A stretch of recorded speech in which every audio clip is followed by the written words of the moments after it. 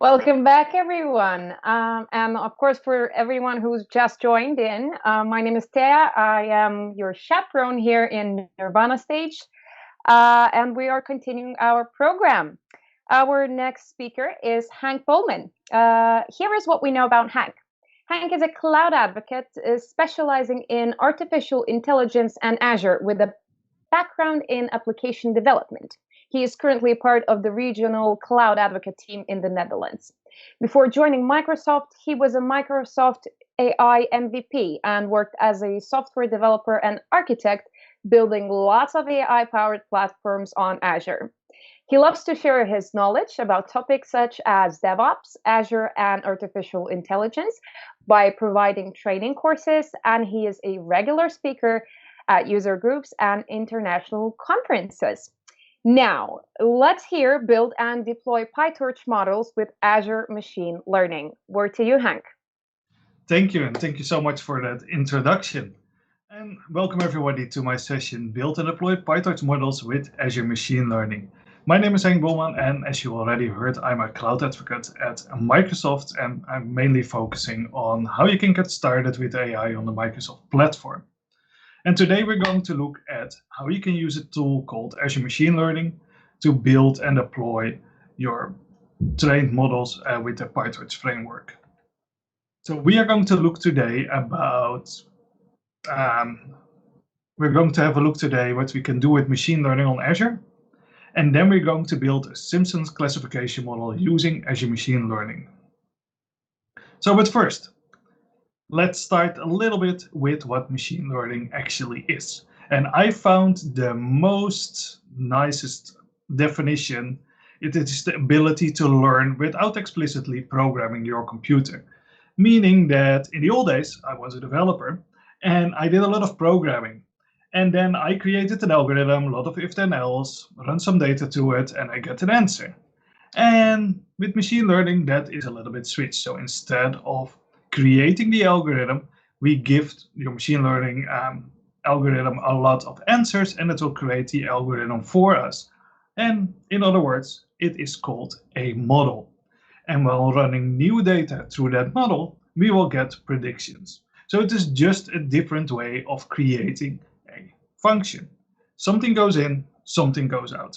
So we are going to build this system where we're going to put in a Simpsons figure, and it will tell us which Simpson figure it is. And we're going to do that with a bunch of training data. But before we start, we are going to have a look about what is available on Microsoft Azure concerning AI, machine learning, and so on. So our top layer, we have sophisticated pre-trained models, and they really help you to simplify your solution development, meaning that you don't have to train your models, we do, and we expose them through an API. So the only thing you have to do is send something to an endpoint in Azure, and you'll get your answer back. So this AI function runs in the cloud for you. But sometimes that is not enough and you need to build it yourself. So we support almost all frameworks. So if you want to train a PyTorch model, that's fine. We're going to see that a little bit later. You want to do TensorFlow with Keras, Onyx, everything runs. So sometimes you probably want to need a little bit of help to make things a little bit easier. So we have Azure Databricks, Azure Machine Learning, and we have machine learning virtual machines. And when you use these virtual machines, you get a pre-installed deep learning environment. So you just spin up this machine, wait 5 minutes, and you have your machine learning environment up and ready with all the frameworks installed. And that is especially helpful if you're starting with machine learning, because I had a lot of problems in the beginning with getting all my TensorFlow versions, CUDA drivers, and these things right. So these machine learning VMs are very helpful to get quickly started and able to share your environment with other people. Of course, you need CPUs and GPUs to train your models, and then we can help you deploy them to your own infrastructure.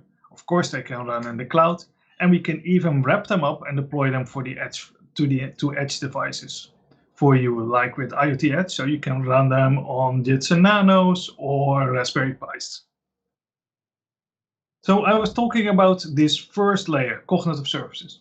So these are pre-trained models in the cloud and on the edge, meaning that they live in the cloud, but some of them you can pick up and run on your edge devices. So let's, for instance, if you want to do computer vision on your, or a part of computer vision in your own infrastructure, you can download the container and run it in your local infrastructure.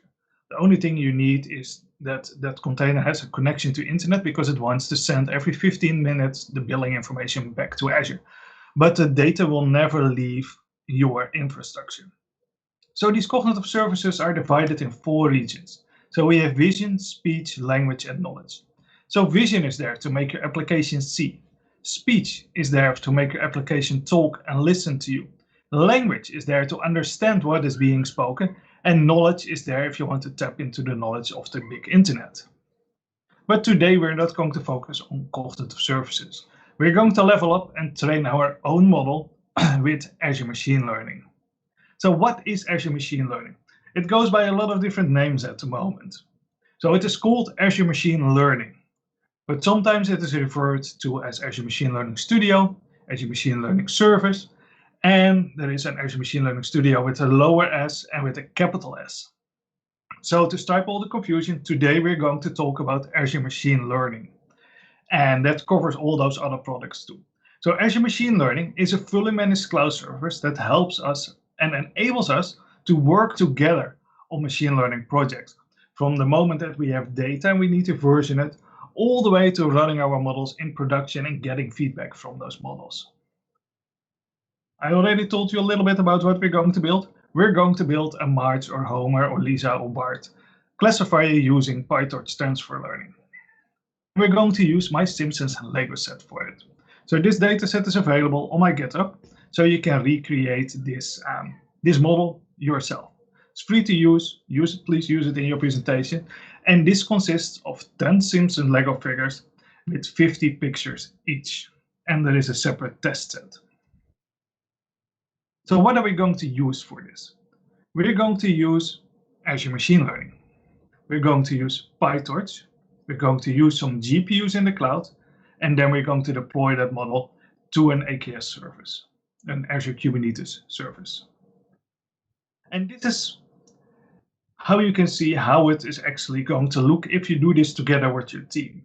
So you have a data scientist that is going to use probably a Jupyter notebook to compose the model, going to version it in GitHub hopefully, and then use Azure Machine Learning to train the model and deliver that model in a service called Model Management. And you can see Model Management as the NuGet repository for models. So you check your model in, you get a version number, and everyone else can check that model out. And then a developer can pick up that model and start building software around it, because the model is basically a function and doesn't do that much by itself. You need to load the model, run data to it, and handle the output. So that is a piece of software that you need to test and can even be in a different language than that the model is trained in. You probably want to use some build pipelines with some checks, and most likely you want to deliver that model wrapped in a container and register that in an Azure Container Registry. Then our operations team can pick that model up, start building a deployment pipeline using Azure DevOps, and deploy that model to an Azure Kubernetes service. So we are going to do this process, but then a little bit simplified. Then, of course, we have our client that is going to connect to our Azure Kubernetes service, to our API endpoint. So what is Azure Machine Learning service? Azure Machine Learning. It is a set of cloud services. So it is not just one thing you get. That is controlled with a Python SDK. So by default, you get an Azure Machine Learning workspace component. You get a container registry, a blob storage device, a key vault, and yeah, that's about it. And those services all work together and can be controlled by this Python SDK or the Azure CLI extension. And that set of services enables us to prepare data, train our models, track our experiments, and help us deploy it. So when we get started, you have to go to 3 phases as a team. first, we need to set up our environment where we're going to work together. Then we need to start experimenting with our model and our data, try some things, and hopefully it will deliver us a good model. And then we can pick up that model and deploy it into production, development, test. We can deploy it basically wherever we want. So step one, preparing our environment. We can do that in multiple ways. We can do that in the Azure portal. We can do right-click, create, click, click, click, it's there. We can do that from Visual Studio Code. You can install AI tools for Visual Studio Code, and then you can create your environment. Or we can do that from a Python notebook using the Python SDK. And as a developer, I always like it that if you can write it in code, you can check it into a GitHub repository. So everyone else knows, if you check in your code how you have created this environment, everyone else knows how you did it. And you can actually recreate it if someone by accident deletes your environment. So I would recommend start with the Python SDK, and that is also the way I'm going to show you later on. And this is later on. So we're going to create our workspace. You install the Python SDK, the Azure ML SDK, pip install, and you can start typing in, for instance, a Jupyter notebook. So here I say workspace, create our workspace. I give it a name, I give it a subscription ID, a resource group, and I will tell it in which region it has to be deployed. And this is already an important choice you have to make. I'm deploying it in Western Europe, and here I have my GPU-enabled machines available. But not in all regions are the same virtual machines available. So first have a look at what virtual machines you need to train your model before creating this workspace. So when you have created this workspace, you can write out a configuration file. Check in that configuration file in GitHub, and everyone else who can check it out can say workspace from config and will automatically connect to that workspace. A pop-up will come, you have to log in with your Active Directory account, and if you have the appropriate permissions, you will get access to that workspace. So we have a workspace. It looks like this. So here you see it lives outside of the Azure portal. There is also a possibility to manage it within the Azure portal, but this is a way better experience because you have the full width of the screen. So let's have a look what you actually get. So we have datasets. Under the tab datasets, we can register our known datasets. These can be on all kind of different data stores, but here we version the datasets and we can connect to it, which later on we can use in our experiments. And our experiments, we keep track of our training runs. So we are going to train a Simpsons model, and we will have version 1 of that, version 2. I think I'm at the moment at like version 42 or 46, somewhere there. So this keeps track of all my mistakes and my accomplishments. Then we have models. This is the model management thing I referred to in the other slide. Here we can register our model, version number, check that model out, use it later on. And then there are endpoints. There are two types of endpoints. There are real-time endpoints. This is where our deployed models live.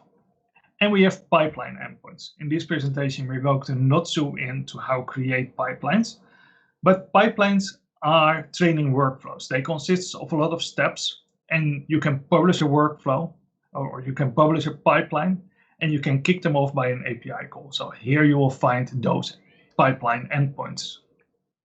Then there is compute. Here you can manage your compute, your GPU clusters, your notebook servers, your Azure Kubernetes service, your Inference service.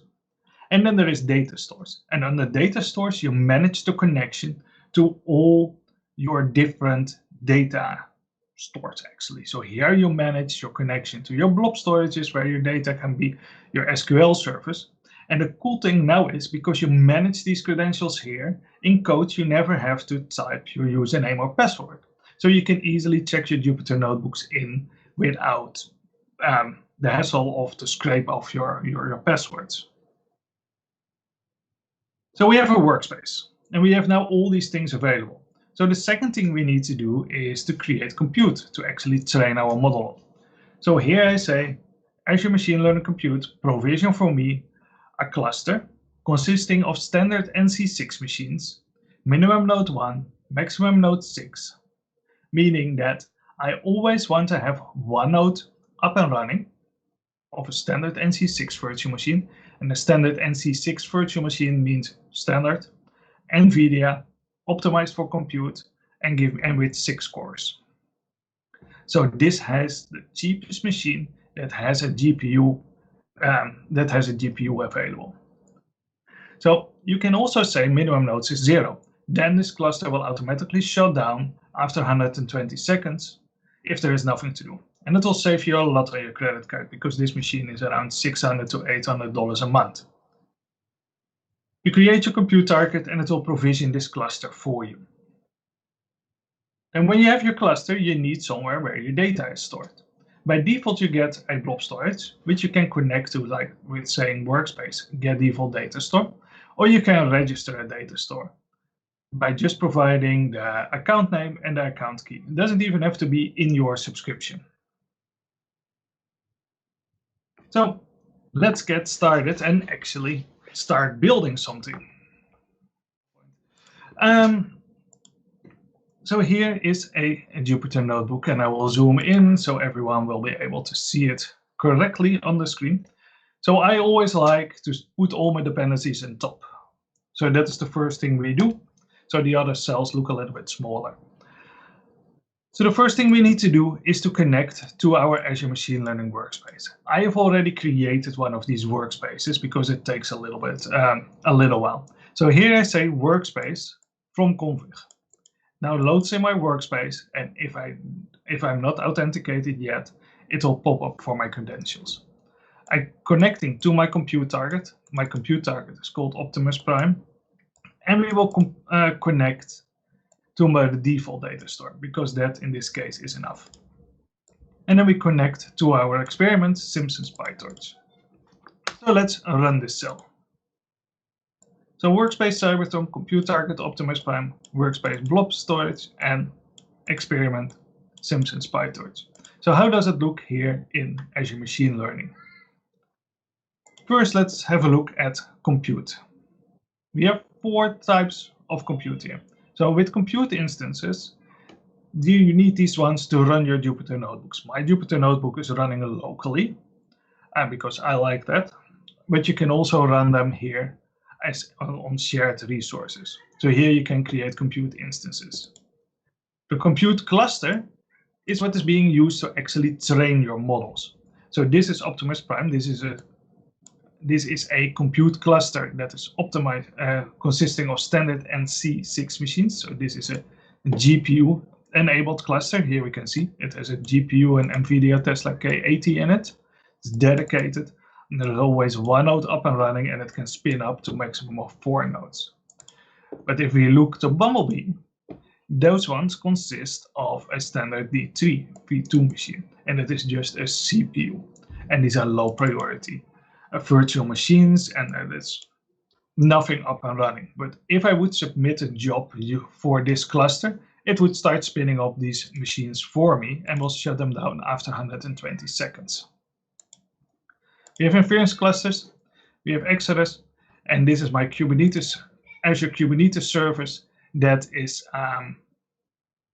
and here we will deploy our models to later on. So this one is managed from here, and we will have a look at that a little bit later. So it all starts with data. So I'm downloading my data set from my GitHub. There is a zip file that contains all the training images needed. Put it in the data folder, unzip it, and then we're uploading it to our data store, to our default data store. And from that data store, we are going to create a data set. So I say from this path on the data store, create a data set and register it. So I say data store, register this data set, Lego Simpsons version 3, give it a name and create a new version. Or if you've already done that like me, we can just run this cell and say dataset, get it by name, Simpsons Lego v3. So we can go to datasets here, see my different data sets. Here is Lego Simpsons version 3. Click on it. You see that it consists of 545 files. This 27 megabytes. The current version is 2, the latest version. This is when I first created it. This is when I last modified it. We can actually give it some more tags, create a new version, and we can see here it will give you some samples how to actually use this data set. And we can also explore it. That is new. So here we can see there's pictures of Bart in it. Can I click here? More of Bart, of course. So we can see some preview here. So I've connected to my data set here, and I will give you a better preview of what is in. So there are 10 Simpsons in it from all different angles, with all different backgrounds. So that's what. This is the first thing you need to do as a group, because you share your workspace, you share your compute, and you share your data store. So now it is time to actually start experimenting with our model and our data. So the first thing you need to do is to create an experiment. This is the glue that will hold everything together for you. Then we need to create a training file. In the demo, I will show you actually how to get one of these training files and what you can do.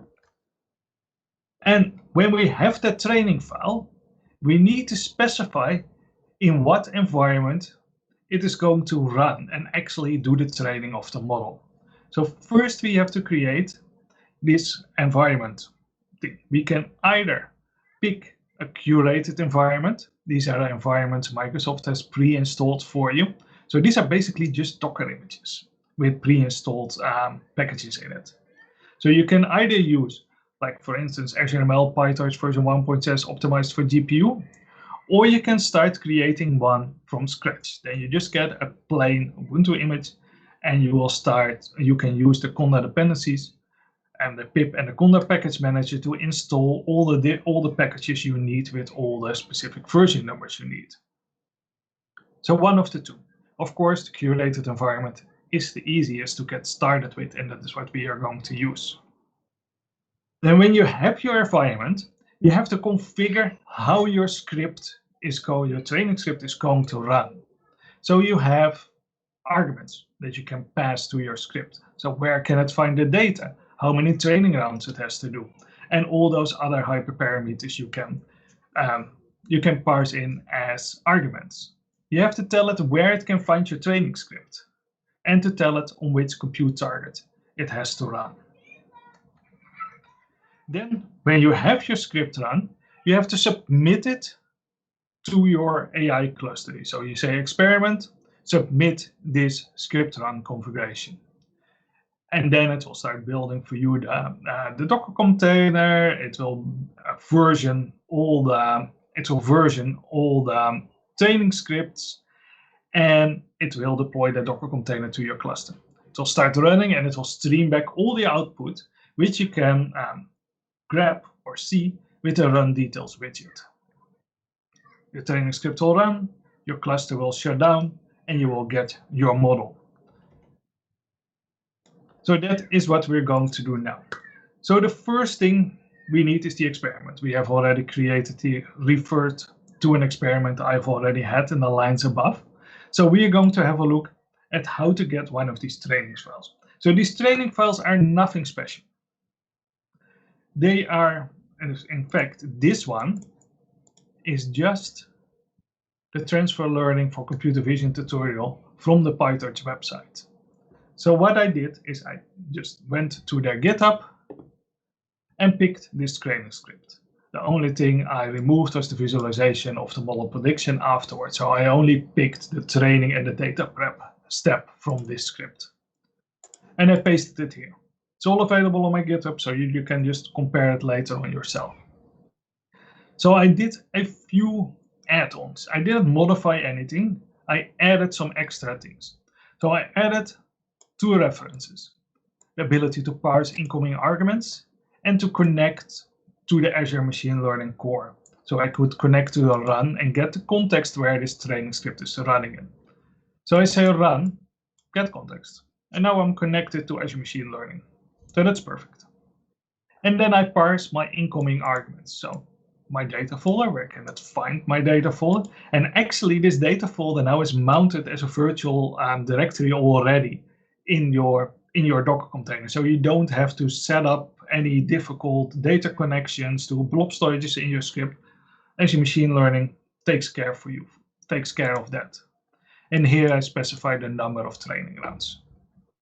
And this is all as it was in the script. So I do my data preparation, and then I have my train the model function. I check if there is a CPU or GPU available, and then I start training and evaluating. What I did here in this training loop is I added some extra logging. So I say run log, and then give a variable name. In this case, the training loss and the training accuracy, or the validation loss and the validation accuracy, and I log a float. So because this is logged multiple times under the same variable name, it automatically detects that this is an array of numbers, and it will start drawing graphs for us from that data. Then it will tell me how long it took. And one final thing you should never forget is to actually save your model in a folder called outputs. Because this Docker, this training script is running in a Docker container on your cluster, it will shut down. And it will not do anything magically except copy over everything that is in the outputs folder. So don't forget to save it. So here I'm saving the model, and here I'm saving the labels.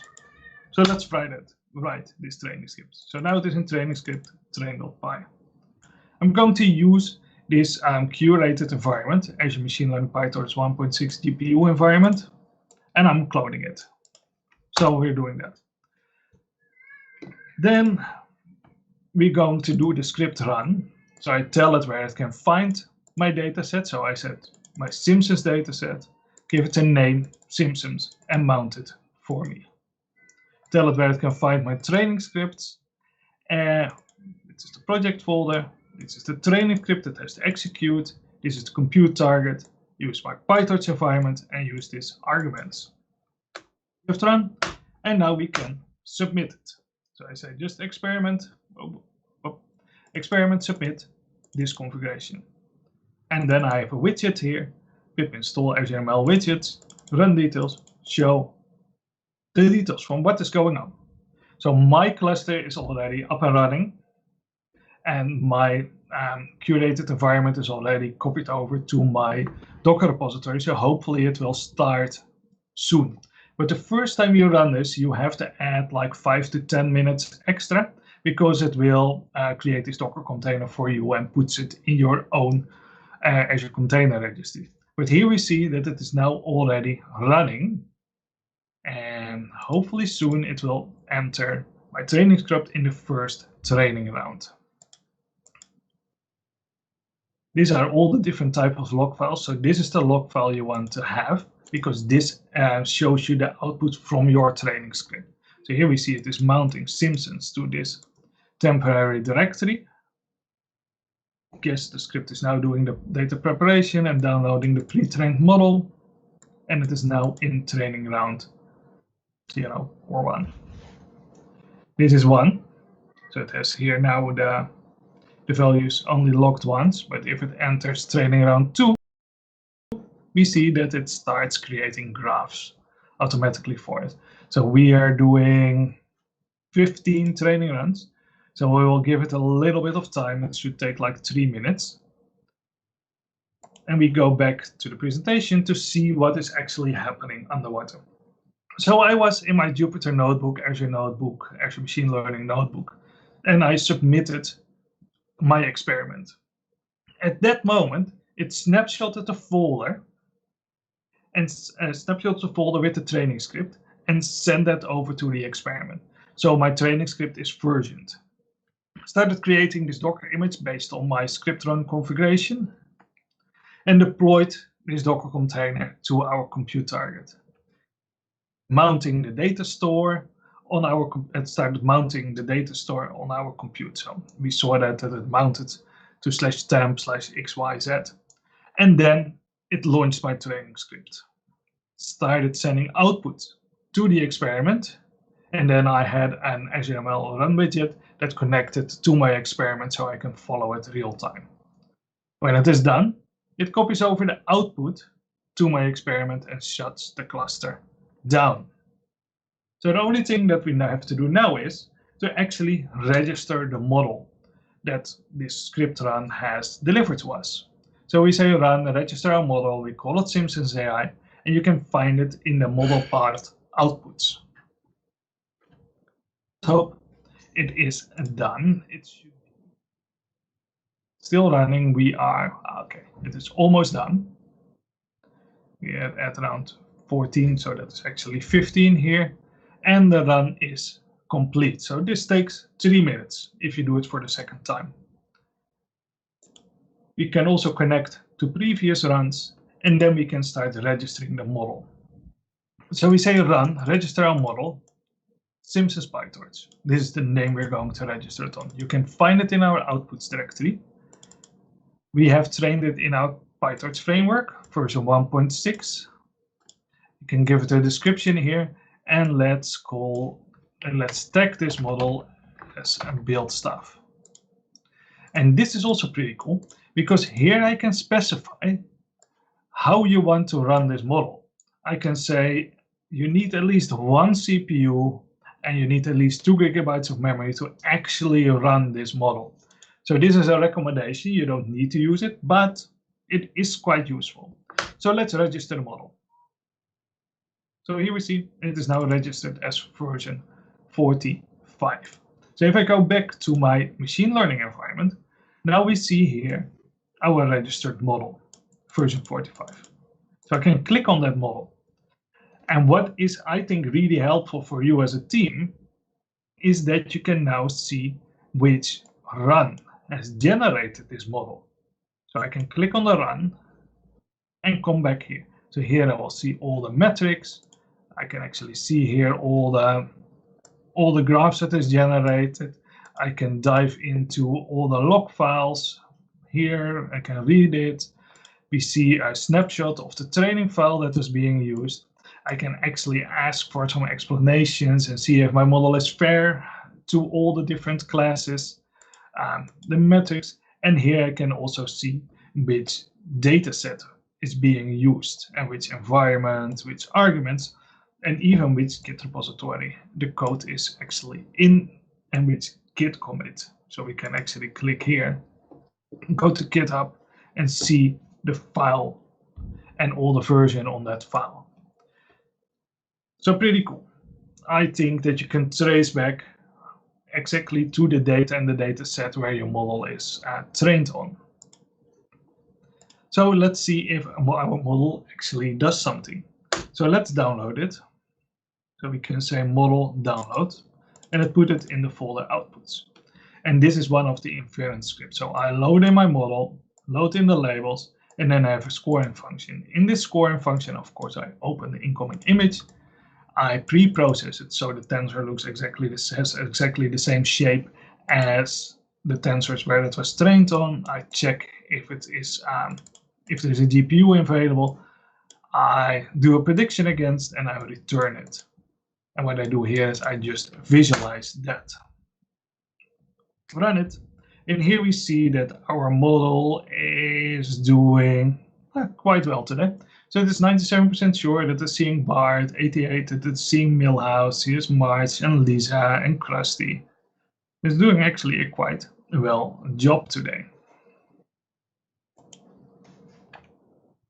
So that was step 2. From creating our experiment, getting a training file, creating an environment where it has to run in and configure how it has to run, submit that experiment so it actually starts training, and I'm picking up the output and registering the model.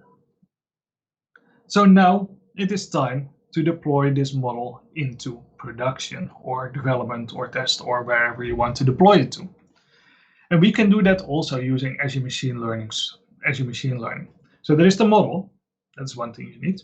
You need the script that we already saw that loads in the model, shapes the incoming data, and gives you the prediction. And we need to have an environment file that will specify how you have to run this model. These three combined will create a Docker container, and that Docker container we can deploy basically wherever we want or whatever can run Docker containers.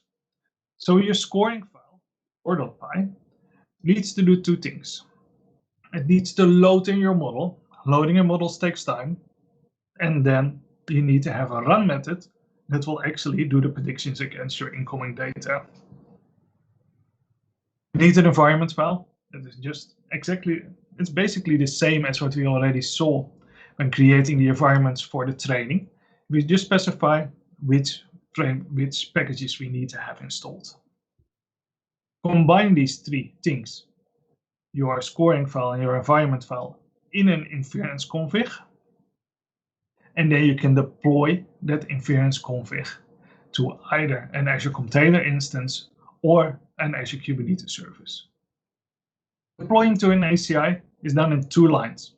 So you specify the deployment configuration, and then you say model deploy it using this Inference config and this deployment configuration. For AKS, the only thing extra we need to do is first to connect to our AKS compute target. So let's see if we can get it running in an AKS service. So first we need to create a scoring script, and this is basically the same as what just showed you up, but here we just load in the model from Azure Machine Learning. From our model management, in the init method we load the model, and in the run method we do the image transform and we do the predictions. We have to create an environment. This is just a very, very lightweight environment. Simpsons Inference environment with Azure ML defaults installed, Torch, Torch Vision, and Pillow. That's the only thing this model needs. Create this environment. And then we create in the Inference config, point to the environment and to the scoring file. We're not going to deploy it to an Azure container instance at this moment, because if we deploy it to an Azure container instance, it will take like 5 minutes. But if we deploy it to an already running Azure Kubernetes service, it takes like 10 seconds or 30 maybe. So here we say Azure Kubernetes target Exodus. That is the one we saw in the beginning of the presentation here under compute Inference cluster.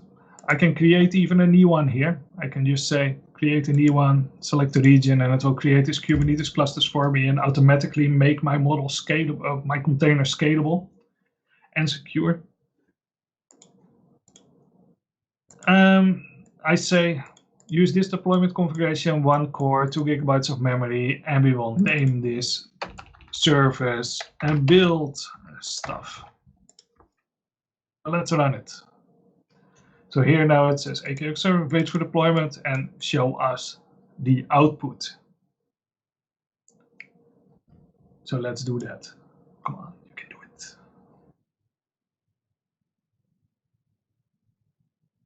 Perfect. So it is running. It should not take longer than 10 minutes. So normally this takes around 10 to 20 seconds. So we are going to wait for it.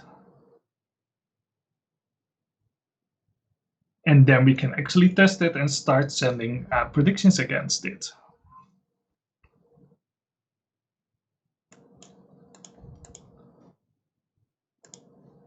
So I will let you see where, in the meantime, while we're waiting, I will let you see how you can actually find your deployment back.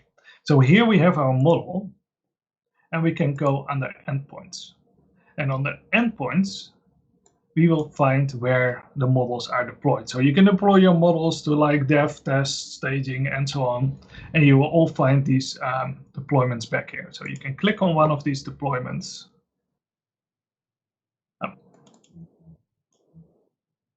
Perfect, that should work.